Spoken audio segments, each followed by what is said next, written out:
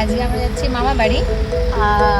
মামা নেই, মামা বাইরে থাকে, বাট দিদা দাদু আছে, তাই আজকে আমরা যাচ্ছি দিদা দাদুর বাড়িতে। ওই যে আমার শয়তানটা। তোমাকে কি লাগছে?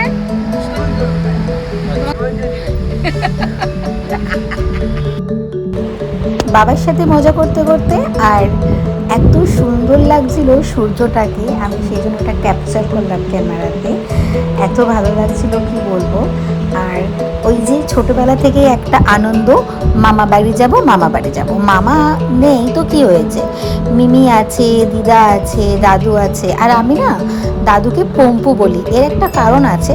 কারণ আবার পম্পু নেভিতে জব করতো, আর যখন সে দেশে ফিরতো প্লেনে করে, ফ্লাইটে করে আসতো। তো ছোটোবেলায় ফ্লাইট দেখলে আমি পম্পু পম্পু বলে চিৎকার করতাম। সেগুলো ছোটোবেলা।